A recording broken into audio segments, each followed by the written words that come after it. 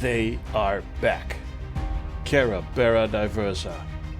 Very aggressive, very polymorphic, very fast growing, very loved by the ant community. Time to give it another go.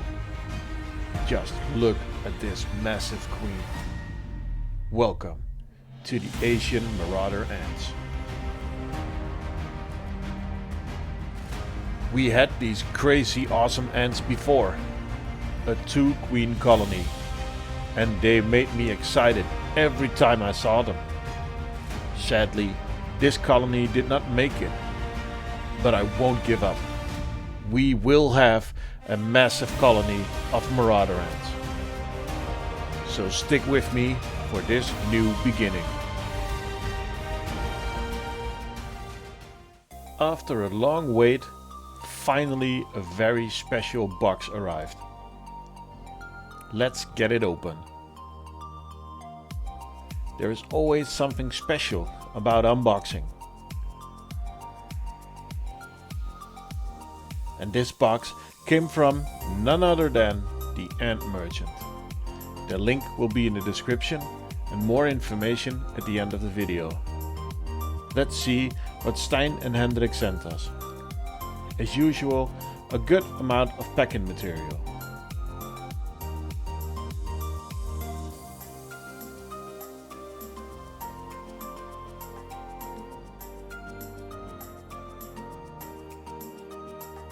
And there they are, Carebara Diversa.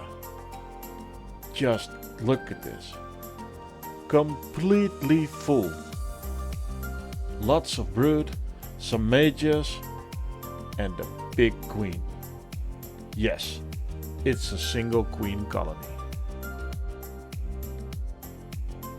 Making a decision about nesting is always very important.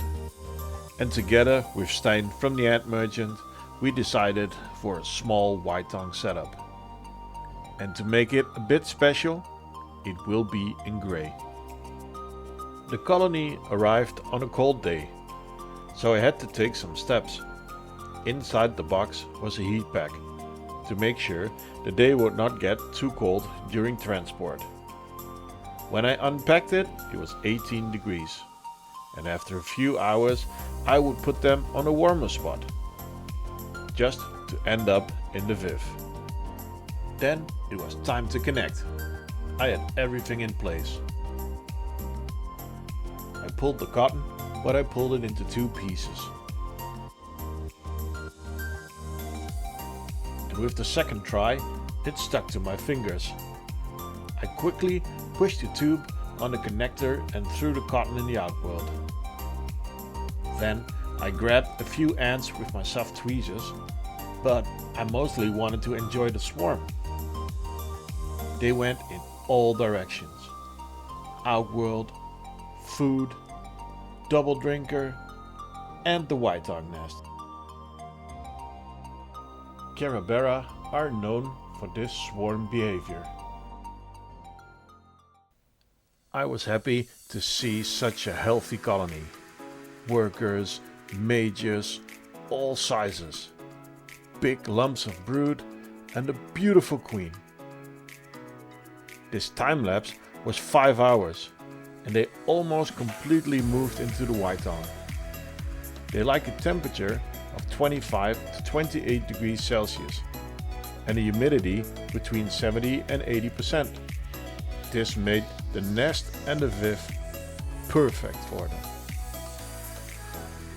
But then it went nighttime in the Viv. The morning after, there were just a few more workers in the tube. And off camera, I disconnected the tube and placed the blind. I took this quick shot from the nest. And then I left them alone, as much as I could for the next 2 weeks. Just to give them the least amount of stress. When I was sure the colony was stable, I grabbed the camera. And look at this colony. Carebara Diversa are extremely polymorphic. The small workers are about 2 to 3.5 millimeters. but the mages can grow up to the same size as the queen, and she is between 23 and 25 millimeters.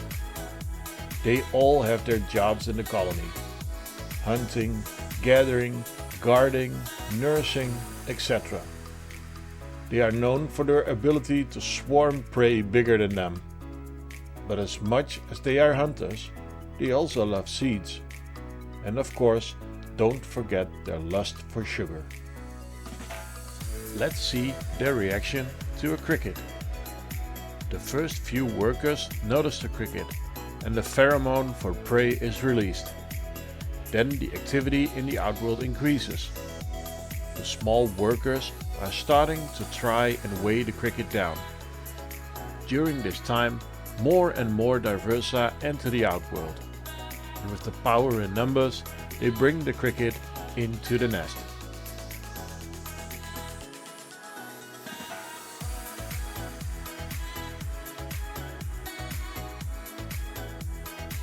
In the nest, the brood pile keeps growing. Even though Diversa can be polygyne, up to 16 queens, this is a single queen colony, but they can still grow to 20,000 plus. They seem very happy in the white tongue, and it is far from full. But the outworld is a different story. Keeping it clean is a challenge. So I decided to upgrade. And why not go big? But just connecting an outworld was not enough this time. I wanted some plants and a bit of terrain. But I didn't want a full natural setup where they could dig around. The solution? Gypsum, with red sand and some fake plants. Let's see how this goes. First, I mixed up the gypsum and added some red sand to the mix and poured it into the outworld. With a spoon, I made a bit of terrain. After that, I quickly covered it all in red sand to make the red sand stick to the gypsum. Then I placed the fake plants.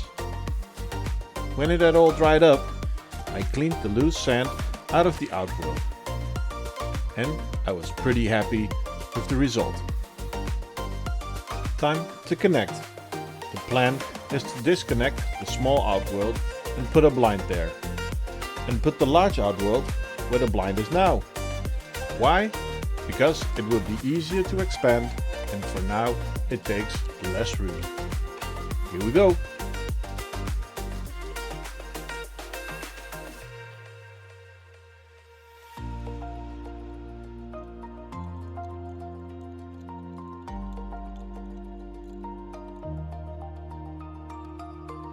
And with just 4 escapees, it went smooth. Out of screen, I took the last workers out of the small outworld with soft tweezers. Feeding them is a lot easier now, and they have room to play. I can't wait for them to make trails and to see workers riding on top of mages. But this will happen with bigger numbers. Can't wait that long? You can buy your own colony on theantmerchant.com.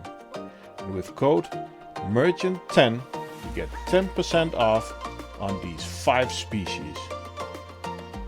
Thank you Stijn and Hendrik from the Ant Merchant for this great colony. Do you like the setups in this video? Go to thecraftingant.com. Want more information or help? Join our Discord. And of course, like, subscribe and hit the bell icon. Thank you for watching and see you next time at The Crafting Ant.